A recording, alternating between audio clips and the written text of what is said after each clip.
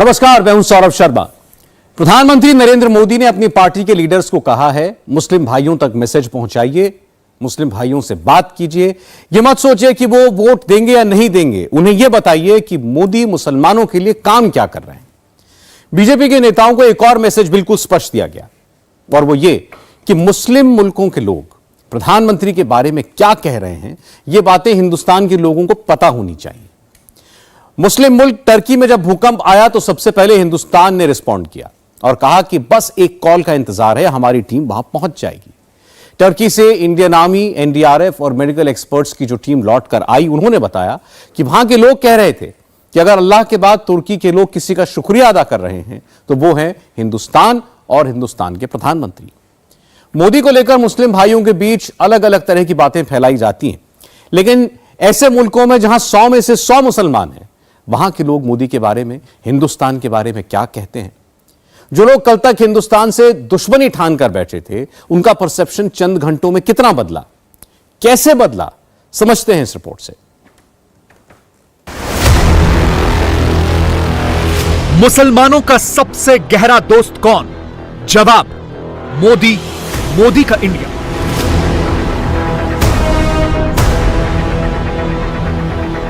दुनिया में अगर किसी को इंसानियत सीखनी है तो वो इंडिया से सीखे, और स्पेशली इंडिया में वो नरेंद्र मोदी जी से सीखे।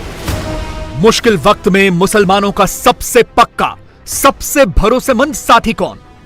जवाब, मोदी और मोदी का हिंदुस्तान। ऑपरेशन दोस्त को अप्रिशिएट करते हैं। मैं बिल्कुल अप्रिशिएट करता हूँ। इतना सब कुछ इंडिया करेगा तो आपको नहीं लगता कि इंडिया के नारे हर तरफ होंगे, इंडिया इंडिया होगी हर तरफ। अब जो तुर्की के मुतासिरा लोग हैं वो इंडिया का, इंडियन आर्मी के, इंडिया के प्राइम मिनिस्टर नरेंद्र मोदी का शुक्रिया अदा कर रहे हैं कि मुश्किल वक्त में उनके ये लोग काम आए हैं। यह मोदी और मुस्लिम देशों का मित्रकाल है। मुस्लिम मुल्कों में हिंदुस्तान के प्रधानमंत्री के लिए ताली है, हिंदुस्तान और हिंदुस्तानी फौज के लिए थैंक यू वाली बोली है। तुर्की के लोग अपने घरों की छतों पर चढ़कर इंडिया का झंडा यानी कि तिरंगा लहरा रहे हैं। देखें, जो मुश्किल में काम आता है उसको मानना भी चाहिए, तस्लीम करना चाहिए। हम बातें नरेंद्र मोदी को करते हैं। वो चाय बेचने वाला, देखे ना, अच्छा टाइम तो आता है। वो चाय बेचने वाला हम उसे कहते थे, लेकिन चाय बेचने वाले ने मुल्क को जो है अपने, वो दुनिया की चौथी बड़ी इकोनॉमी बना दी है चाय बेचने वाले ने। आपको पता है कि तुर्की के लोग अपने घरों की छतों पर चढ़कर इंडिया का झंडा लहरा रहे हैं, और ये एक बहुत बड़ी बात है। बहुत बड़ी बात है वाकई में। किसी और कंट्री का फ्लैग आप लगाएं, लेकिन ये भी तो देखें ना कि किसी और कंट्री ने आपकी कंट्री की कितना ज्यादा हेल्प किया हर चीज में। तुर्की में धरती हिली, चीख पुकार मची, इमारतें गिरी, भयंकर तबाही आई, हजारों की जान पर बनाई।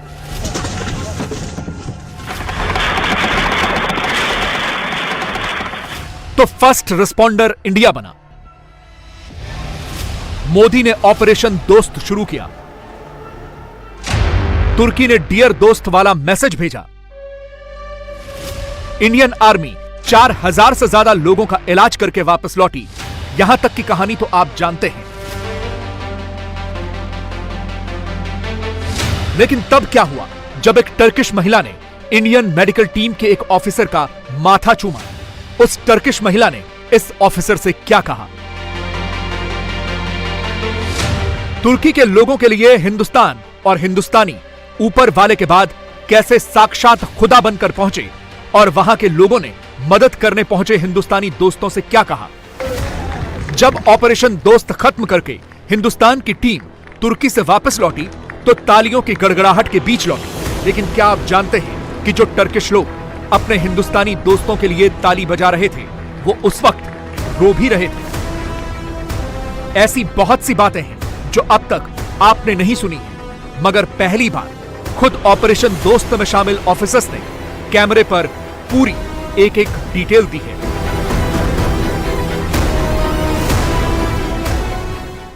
महिला कह रही है कि मेरे लिए सबसे पहले अल्लाह है, और आज की डेट में हमारे लिए सेकंड नंबर पे आप हो। पेशेंट जब आई थी वो स्ट्रेचर में आई थी, और जब वो हॉस्पिटल से गई है तो वो अपने पैरों में चल के गई थी, और जाते टाइम उसके आंखों में आंसू थे हमें धन्यवाद करते हुए, और उसने मतलब हमें भगवान के इक्विवेलेंट बोला कि जितना धन्यवाद मैं उनका करती हूँ मैं उतना ही धन्यवाद आपका कर रही हूँ। जब मैं राउंड ले रहा था तो एक पेशेंट का रिलेटिव वो देख के समझ गया कि मैं यहाँ का कमांडिंग ऑफिसर हूँ। उसने जस्ट मेरे दोनों हाथ पकड़ के आँखों से लगाया और चूमा। तो मैं भी झुक गया। तो उसने कहा, आप समझ सकते हैं ये इसका मतलब क्या है? मैंने कहा, आप मुझे इज़्ज़त दे रहे हैं? तो कहते हैं, नहीं, आप मेरे पिता समान हैं। तो मैं काफ़ी गदगद हो गया। बट उसके बाद वो बोलता है, सर मैं इस कंट्री की यंग जनरेशन हूँ और मैं आपको आश्वस्त करता हूँ कि आने वाली जनरेशन्स याद रखेंगी कि आपके देश ने हमारे देश के लिए क्या है। हमने 2 छोटी बच्चियों को रबल से 80 घंटे और 104 घंटे के बाद अर्थक्वेक के निकाला उनको जिंदा। लोगों ने तालियां तो बहुत सुनी जब एयरपोर्ट से हम अपने जहाज़ की तरफ बढ़ रहे थे, पर किसी ने वहाँ जो लोग रो रहे थे करा के, वो शायद आई थिंक जो है लोगों ने, कई लोगों को पता नहीं होगा कि कितने लोग रो रहे थे जब हिंदुस्तानी वो बोल रहे थे कि जब वहाँ से निकल रहे थे। मोदी खुद एक एक चीज मॉनिटर कर रहे थे। ऑपरेशन दोस्त के लिए पीएमओ ने अर्जेंट मीटिंग बुलाई। एनडीआरएफ की टीम को तत्काल प्रभाव से तुर्की जाने को कहा। एक दिन में सबके पासपोर्ट रेडी हो गए। वायुसेना की टीम एनडीआरएफ की टीम को कोलकाता से दिल्ली लेकर आई। आईटीबीपी ने ठंड के कपड़े मुहैया कराए।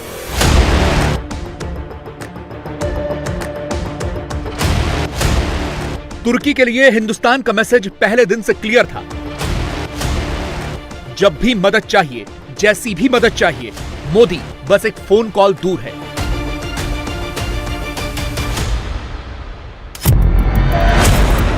तुर्की हमेशा से एंटी इंडिया स्टैंड के लिए जाना जाता है, लेकिन आज हेडलाइन बदल गई है।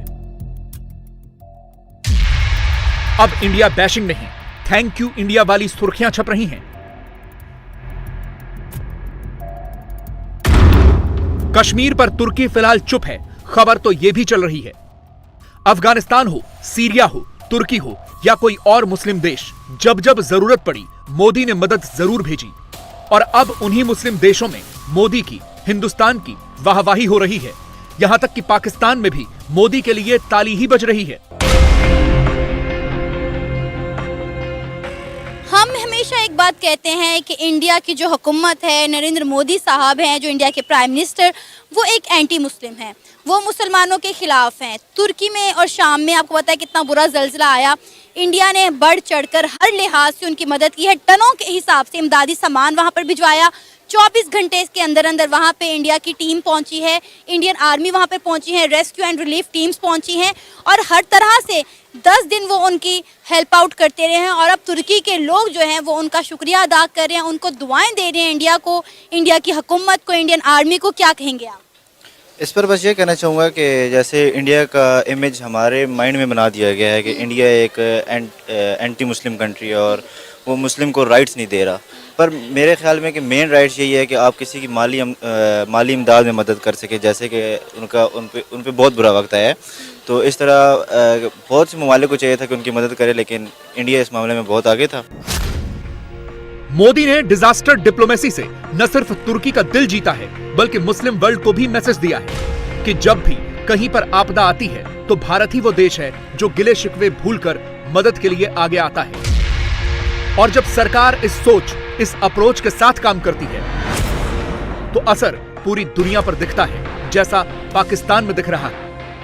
वो ऐसे ही कर रहे हैं। हाँ। इंडिया वो, हालांकि हम लोग बोलते हैं कि हमारा दुश्मन है। हाँ। वो मुसलमानों को हेल्प कर रहा है और इधर हमें हेल्प करनी चाहिए। हाँ। और हम लोग उनके मुल्क में पहुंचे हुए हैं। हाँ। ये तो ज्यादती है ना। या उधर जाएंगे अभी तुर्किया से ये जाएंगे लंदन। तुर्किया की अवाम जो है वो इंडियंस लोगों के लिए लव भेज रही है। लव भेजी, बिल्कुल भेजेगी सर। जब हम लोग उनकी हेल्प नहीं करेंगे तो वो भेजेगी। वो तो अच्छा काम कर रहे हैं, उनकी जान बचा रहे हैं। बिल्कुल सर, वो उनको भेजेगी ना। तुर्की में अर्थक्वेक आया तो इंडिया ने फौरी तौर पर हेल्प के लिए टीम्स रवाना की। हमने ये सीन ये कि गवर्नमेंट वाकई लेट हुई, बहुत लेट हो गया, क्योंकि इससे इंडिया को कंपेयर किया जाए तो उनकी टीमें वाकई पहले हमसे पहुंच के उन्हें इमदाद करने के साथ साथ वो दे के वापस भी आ गए। नफरत हम करते हैं, हम क्रीम यूज करेंगे इंडिया की। नफरत हम करते हैं। बता दूं, मैं इंडिया से नफरत नहीं करता।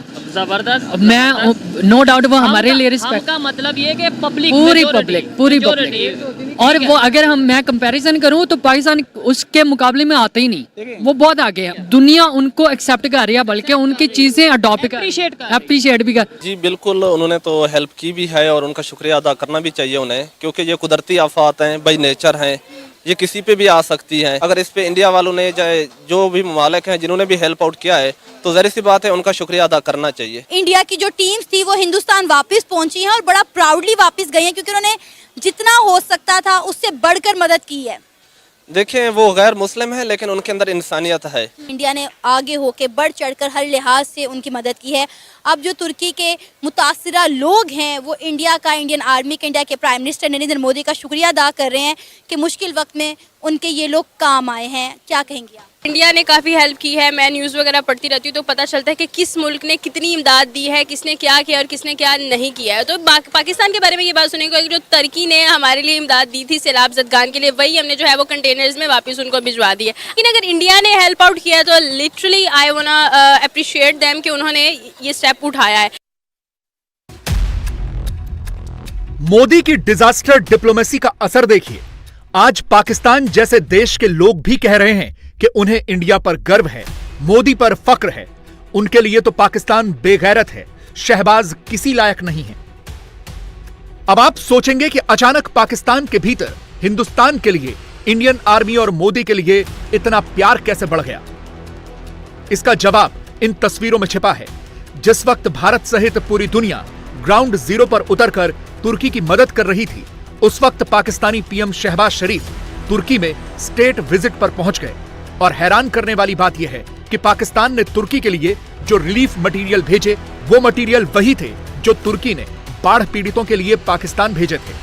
इंडिया के पीएम ने तो विजिट वहाँ पे नहीं किया और अपनी टीमें भेज के उनकी हेल्प कर रहे हैं, उनकी जानें बचा रहे हैं। और हमारे पीएम साहब जो हैं वो खुद पहुँचे पड़े हैं उधर और पता नहीं क्या क्या वहाँ पे करेंगे। तुर्की वाले जो है वो इंडिया के लोगों की बड़ी प्यार मोहब्बत डाल रहे हैं कि ये हमें सामान आके दे रहे हैं। अब क्या तुर्की वाले लोग हम पाकिस्तानियों से मोहब्बत करेंगे कि यार ये तो अपना वज़ीर आज़म ही हमारे ऊपर बिठा के आ गए? नहीं करेंगे, बिल्कुल नहीं करेंगे। अब देखें, इंडिया ने अफगानिस्तान में भी यही पॉलिसी अपनाई थी।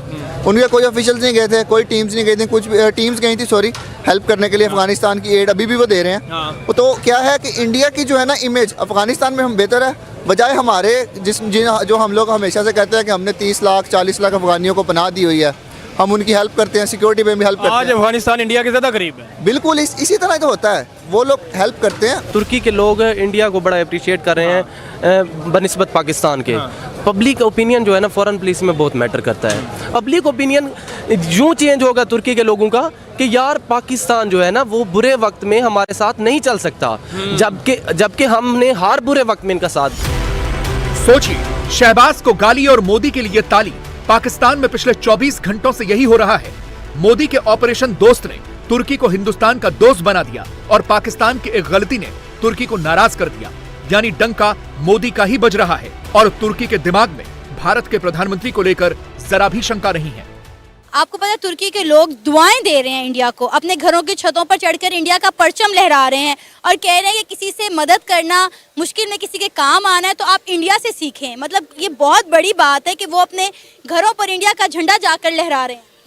नो डाउट उन्होंने हेल्प आउट किया है। बड़ी अच्छी बात है कि तुर्की के लोग भी जो है वो इस वक्त उन्हें दुआएं दे रहे हैं। ऑब्वियसली कि उन्हें देनी भी चाहिए क्योंकि मुश्किल वक्त में जो साथ होता है उसी को हम लोग कहते हैं कि सच्चा दोस्त है, ये हमारे साथ गुजरे। खुशी में तो सभी साथ होते हैं। तुर्की इंडिया भाई भाई, आपको नहीं लगता ये स्टेप्स पाकिस्तान को लेने चाहिए थे? हम मतलब दोस्त तो मानते हैं लेकिन कोई भी मैटर हो, श्रीलंका का मैटर हो, अफगानिस्तान का मैटर हो, तुर्की का मैटर हो, इंडिया सबसे आगे रहता है, हम पीछे रह जाते हैं। वजह क्या है?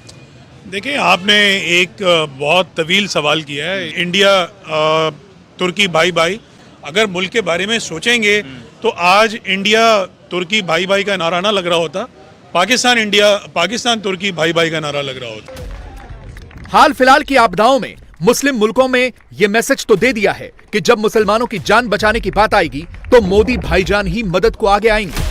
और मुस्लिम मुल्कों के साथ मोदी का यह मित्रकाल इस वक्त हर देश में टॉप ट्रेंडिंग है।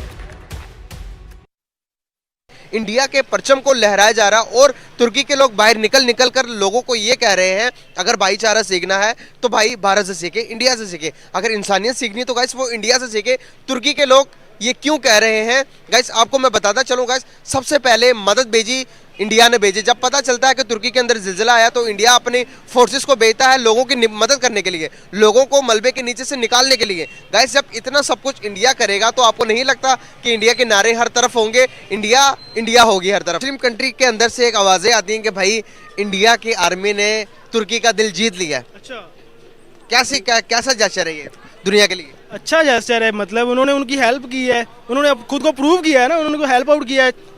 दोस्त वो जो मुसीबत में काम है, तो मतलब वो उनकी दुख सुख में उनके काम आया, तो उन्होंने उनका दिल जीत लिया। तो इसलिए मतलब उन्होंने बोला है ना कि मतलब मुस्लिम कंट्री ने इंडिया के आर्मी चीफ की तारीफ कर दी है। क्या साबित इंडिया ने क्या साबित किया है? हम तो कहते हैं कि वो मुसलमानों को लाइक नहीं करते, हिंदू हैं, तो इस तरह के हम स्टेटमेंट देते हैं, तो क्या हमारी स्टेटमेंट अच्छी है?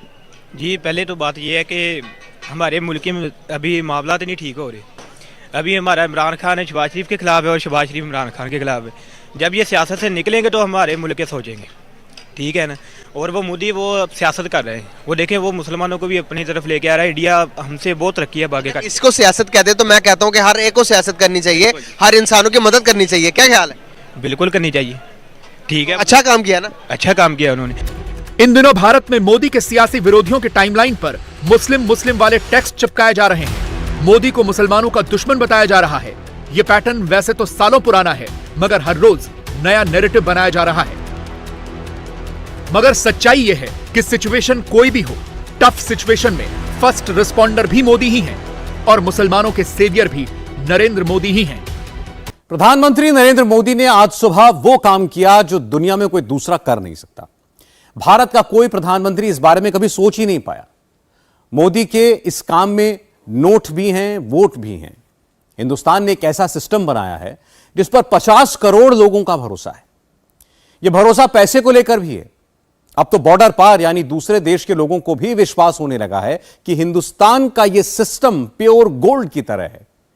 आज एक ऐसी चीज हुई जिसके गवाह 2 मुल्कों के प्राइम मिनिस्टर बने। नरेंद्र मोदी के आइडिया को दुनिया के सबसे अमीर लोगों ने भी एक्सेप्ट किया। मोदी का वो आइडिया क्या है, आपको दिखाते हैं इस रिपोर्ट में। Successfully sent notifications, and when that's done, yes, big smiles from MD. Have a big round of applause. And Governor Das too. प्रधानमंत्री ने 14 में जो सोचा, प्रधानमंत्री ने 16 में जो किया, उसका रिजल्ट 23 में दिखना शुरू हुआ है। And when that's done, yes, big smiles from MD. Have a big round of applause. एक साल में 7400 करोड़ से ज्यादा ट्रांजैक्शंस और 126 करोड़ से ज्यादा वैल्यू का मनी ट्रांसफर।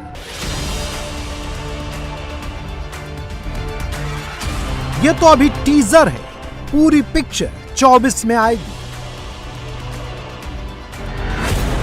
नोटबंदी, यूपीआई और आगे वोटबंदी, इस ट्राइका के पीछे मोदी का बहुत बड़ा सियासी गणित है। मोदी यूपीआई को अपना नवा रत्न कहते हैं। क्या मनी ट्रांसफर के इस रत्न में मोदी के लिए वोट ट्रांसफर का पोटेंशियल है?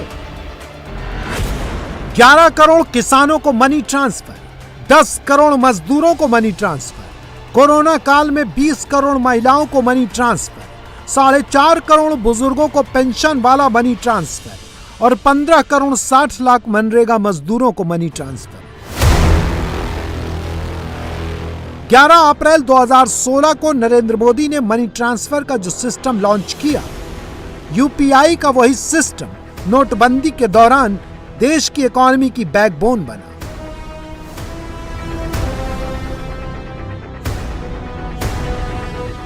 पिछले 6 साल में मोदी का मनी ट्रांसफर सिस्टम इंटरनेशनल हो गया।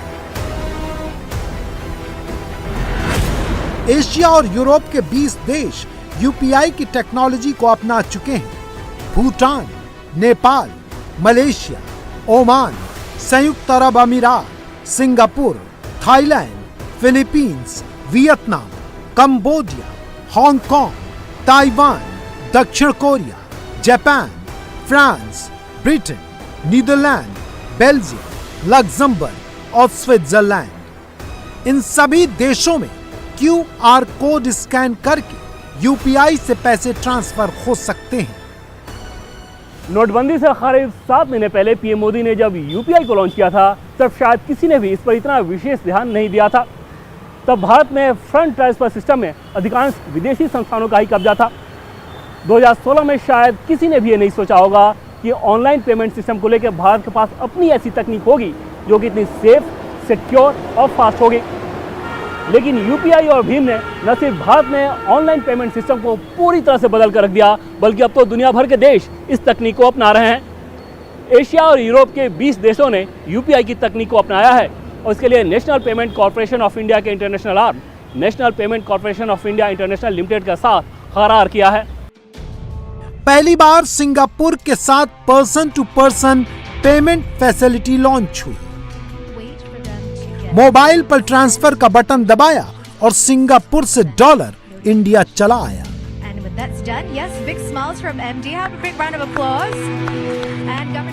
खाते में डिलीवरी से सिंगापुर का डॉलर भारतीय रुपए में कन्वर्ट हो गया। विदेश से पैसे मंगाना और हिंदुस्तान से पैसे विदेश भेजना इतना आसान कभी नहीं था। मोदी ने इसे पॉसिबल कर दिया। आज के बाद सिंगापुर और भारत के लोग अपने मोबाइल फोन से उसी तरह पैसे ट्रांसफर कर पाएंगे जैसे वे अपने अपने देश के अंदर करते हैं। इससे दोनों देशों के लोगों को अपने मोबाइल से तत्काल कम खर्च में फंड ट्रांसफर करने में मदद मिलेगी। इस सुविधा से दोनों देशों के बीच रेमिटेंसेस का सस्ता और रियल टाइम विकल्प संभव हो पाएगा। इसका हमारे प्रवासी भाई बहनों, प्रोफेशनल्स, स्टूडेंट्स और उनके परिवारों को विशेष रूप से लाभ होगा। सिंगापुर कोई साधारण देश नहीं है। इसका आकार भले ही छोटा है, लेकिन विकास के हर पैमाने पर सिंगापुर यूरोप के विकसित देशों से भी आगे है। सिंगापुर में प्रति व्यक्ति जीडीपी 82,794 अमेरिकी डॉलर के बराबर है। रुपए में बताएं तो यह रकम 68 लाख रुपए बनती है। भारत की प्रति व्यक्ति जीडीपी 2257 डॉलर है। यानी सिंगापुर में हर आदमी के पास एक औसत भारतीय से 36 गुना ज्यादा पैसा है। मोदी ने उस सिंगापुर के साथ यूपीआई वाला टाई अप किया है। आपको लगता होगा इससे क्या होगा? भला कितने लोग सिंगापुर पैसे भेजते हैं या वहां से पैसे मंगाते हैं? बात सही है, सब लोगों को तो इसका फायदा नहीं मिलेगा। फिर भी इससे यूपीआई की बढ़ती इंपॉर्टेंस का पता चलता है। बीते वर्षों में भारत ने इनोवेशन और मॉडर्नाइजेशन के लिए उचित वातावरण बनाने को सर्वोच्च प्राथमिकता दी है। हमारे डिजिटल इंडिया प्रोग्राम से देश ईज ऑफ लिविंग में भी बढ़ी है और ईज ऑफ डूइंग बिजनेस भी बढ़ा है। इससे डिजिटल कनेक्टिविटी के साथ फाइनेंशियल इंक्लूजन को भी अभूतपूर्व गति मिली है। डिजिटल इंडिया अभियान ने गवर्नेंस और पब्लिक सर्विस डिलीवरी में अभूतपूर्व रिफॉर्म्स को भी संभव बनाया है। ये भारत के डिजिटल इंफ्रास्ट्रक्चर की ही ताकत है कि कोविड पैंडेमिक के दौरान हम करोड़ों लोगों के बैंक खातों में सीधे पैसे ट्रांसफर कर पाए। यूपीआई जैसा सिस्टम भारत के लिए क्यों महत्वपूर्ण है, इसे दो एग्जाम्पल से समझिए। नंबर 1 कोरोना महामारी का दौर और नंबर 2 रूस यूक्रेन युद्ध का दौर। महामारी आई तो पूरी दुनिया में फंड ट्रांसफर का सिस्टम बैठ गया। बड़े बड़े देशों की सरकारों के पास पैसा तो था, लेकिन उसे अपने लोगों के पास भेजने का मैकेनिज्म नहीं था। भारत के पास तब भी यूपीआई था।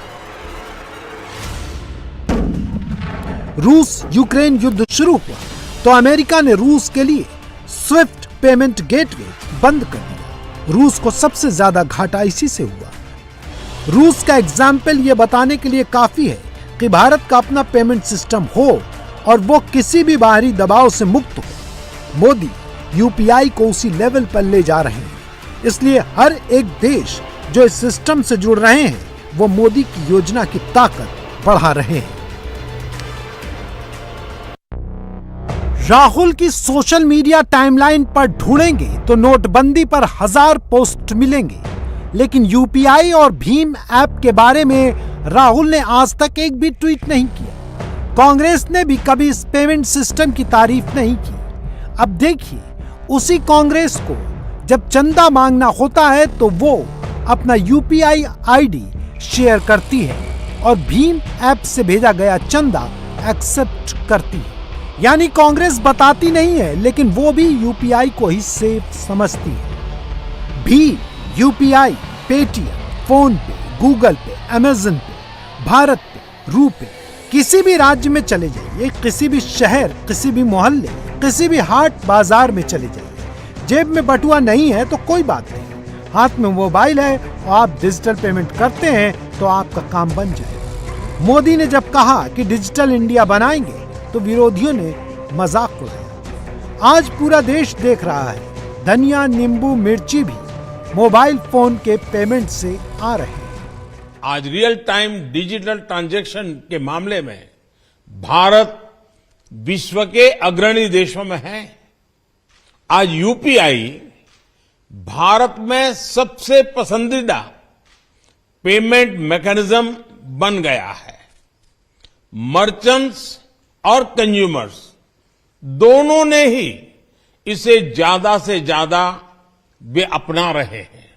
इसलिए आज बहुत से एक्सपर्ट्स ये अनुमान लगा रहे हैं कि जल्द ही भारत में डिजिटल वॉलेट ट्रांजैक्शन नकद लेन देन से अधिक हो जाएंगे।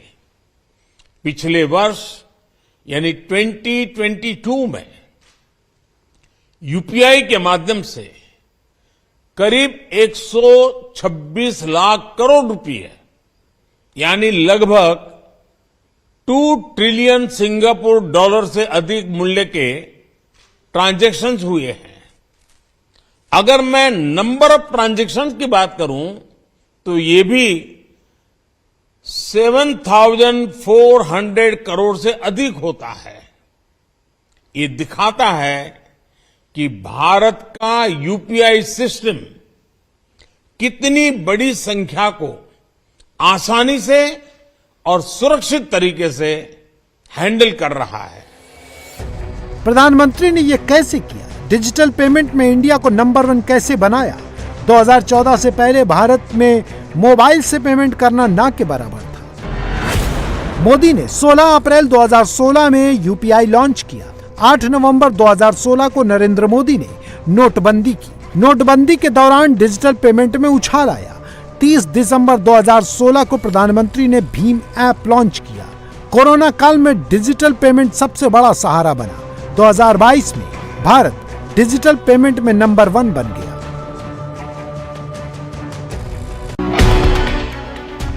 ई रूपी का जो कॉन्सेप्ट रिजर्व बैंक ने 2022 में लॉन्च किया वो दिल्ली के बाजारों में दिखने लगा है।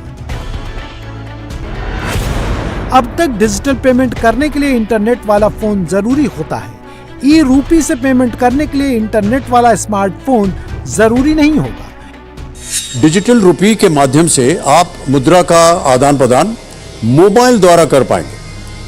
जिस विश्वास से आप करेंसी नोट का इस्तेमाल करते हैं उसी विश्वास के ये डिजिटल रुपी का भी इस्तेमाल आप कर पाएंगे। ई रूपी एक कॉन्टैक्टलेस पेमेंट मोड है। ई रूपी क्यूआर कोड और एसएमएस स्ट्रिंग पर आधारित है। ई रूपी से पेमेंट के लिए न कार्ड चाहिए, न डिजिटल पेमेंट ऐप चाहिए, न ही इंटरनेट बैंकिंग एक्सेस चाहिए। ई रूपी ई वाउचर के रूप में काम करता है। ई वाउचर में जब तक पैसे होंगे ई रूपी यूज होता रहेगा।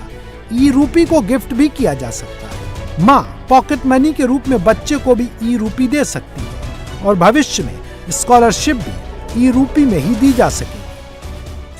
अब सवाल ये है कि आखिर ई रूपी काम कैसे करता है। तो सबसे पहले आपका जो इंस्ट्रूमेंट है जैसे मोबाइल या कोई कंप्यूटर सिस्टम, उसमें एक ऐप होगा जो कि आरबीआई का ऐप है। अलग अलग बैंक अपने हिसाब से डिजिटल रूपी का मान लीजिए ऐप है। इस ऐप को आपने खोला, उसके बाद जो एक पासवर्ड है वो आपने पासवर्ड डाला, कंटिन्यू किया और यहाँ पे सबसे पहले काम ये करना होगा कि जो अलग अलग ऑप्शन आपको दिख रहे हैं कि सेंड, कलेक्ट, लोड और रिडीम, तो इसमें पैसा अपने आप को लोड करना है जो कि सबसे पहला काम है। लोड पे आपने काम किया। अब जितने लीगल टेंडर हैं वो सारे करेंसी यहाँ पे मौजूद हैं। जैसे आप देखें तो 2 रुपये, 5 रुपये, 10 रुपये, 20 रुपये, 50 रुपये, 100 रुपये, 200 रुपये, 500 रुपये, 2000 रुपये, 50 पैसे, 1 रुपये, ये सब कुछ है। इसमें जिसको भी आपको लोड करना हो अपने वॉलेट में जो करेंसी, जैसे मान लीजिए कि 2 रुपये आपको करना हो, 2 आ गया, फिर और करना हो 4 आ गया, 6 आ गया, ऐसे ही जो भी करेंसी आप करना चाहें, 5 रुपये आपने कर दिए, 10 रुपये कर दिए, 20 रुपये कर दिए, तो जितना भी आप करेंसी अपने वॉलेट में चाहते हैं वो आप करें। उसके बाद इस डिजिटल रुपये को लोड करना होगा। तो यहाँ पे आपने लोड किया और लोड करने के बाद ये आपको कंफर्म कर देना होता है कि आप ये काम कर रहे हैं। तो यहाँ आपने कंफर्म किया अपने अकाउंट के बारे में। अब आप देखें कि अभी तक जो हमने अमाउंट लोड किया था उसमें 41 रुपये इसमें आ गए हैं और यहाँ आने के बाद मतलब आपके वॉलेट में इतने पैसे आ गए हैं। अब सवाल ये है कि आपको इसे भेजना है, तो भेजने के लिए क्या करना होगा? तो भेजने के लिए आप ये जो सेंड आइकॉन है, इस सेंड आइकॉन पे दबाएंगे। उसके बाद उसको ओके करेंगे, जो भी आपके वॉलेट में जो अमाउंट है वो भेजना चाहें, और फिर सामने जिसको भेजना है उसके पास भी अगर ये ऐप है तो उसके मोबाइल नंबर या QR कोड दोनों में से जो भी है उसके मार्फत उतनी धनराशि आप उसे दे सकते हैं। मोदी से पहले इंडिया में हैव्स और हैव्स नॉट वाला डिवीजन होता था। मोदी के डिजिटल इंडिया और ई पेमेंट ने वो बंटवारा खत्म कर दिया। 40 करोड़ जनधन खाते खुलवाने के बाद मोदी ने ऐसा पेमेंट सिस्टम बनाया जिसमें सब्जी वाला भी पार्टनर है और बैंक का सीनियर एग्जीक्यूटिव भी उसका भागीदार है। इंक्लूसिव ग्रोथ की बात मोदी से पहले भी होती थी। इंक्लूजन क्या होता है ये मोदी ने करके दिखाया है। कल बजरंग दल अपनी पूरी ताकत दिखाने जा रहा है। एक ट्रेलर तो आज भी हरियाणा में देखने को मिला था, लेकिन कल हरियाणा के अलावा राजस्थान और दिल्ली में भी जबरदस्त शक्ति प्रदर्शन होगा। वजह वही है, गौरक्षक और गौ तस्करों के बीच वर्चस्व की लड़ाई। गौ माता की रक्षा और गौ माता के कसाई तक पहुंचाने वालों के बीच का जो संघर्ष है वही इसकी जड़ में है। भरतपुर और भिवानी से शुरू हुआ मामला अब हरियाणा और राजस्थान तक सीमित नहीं रहने वाला। बात अब मोनू मानेसर और श्रीकांत पंडित से आगे निकल चुकी है। अब धर्म युद्ध के दावे हो रहे हैं, जय श्री राम के नारे लग रहे हैं। कल बजरंग दल अपना दम दिखाएगा, यह साबित करेगा कि किसमें कितना दम है, कौन पड़ेगा कम। इस रिपोर्ट में आपको सब दिखाएंगे।